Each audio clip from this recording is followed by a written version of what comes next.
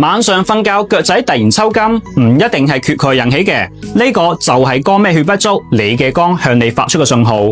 各位街坊注意啦，如果經常覺得手仔腳仔酸酸麻麻，時不時仲會突然抽筋，有同樣情況嘅，唔使太過擔心，亦都唔使心急去大機構嗰度做各種檢查，呢啲都係嘥錢嘥時間。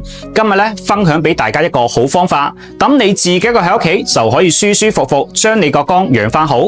手腳經常又麻又痹，容易抽筋嘅朋友，呢條視頻記得認真收藏好，多啲揾翻嚟睇啦。順手分享俾你關心嘅親朋好友。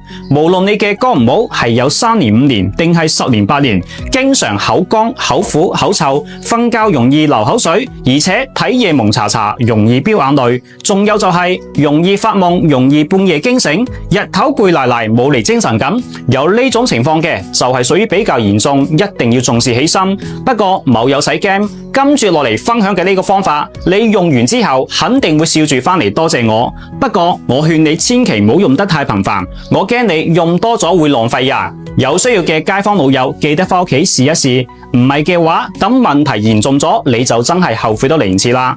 方法其實好簡單，我哋自己喺屋企就可以輕鬆搞掂。你去市場揾到呢8種材料一齊沖水飲：蒲公英、菊花、決明子、枸杞、甘草、陳皮、牛蒡根、黃梔子，用開水沖佢5分鐘就可以攞嚟飲啦。入口甘甘甜甜，每日嚟翻一杯，一段時間之後，你肯定會翻嚟多謝我啊！咁用嚟沖水嘅材料，大家可以自行準備。上班唔得閒，又或者嫌麻煩怕搞錯嘅，可以學似我哋咁買呢種提前搭配好嘅免煮茶包，每一袋都係獨立包裝，用料上乘，科學配比，真材實料又有保證。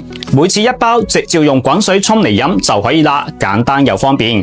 嚴重嘅話你就每日飲3次，唔係幾嚴重嘅話每日1包就可以啦。堅持飲翻一段時間之後，好處多到講唔晒呀！有需要嘅街坊老友馬上點開下邊嘅呢個連招，嗱嗱聲帶翻屋企試下啦。由今日開始就用佢嚟好好咁愛家人愛自己。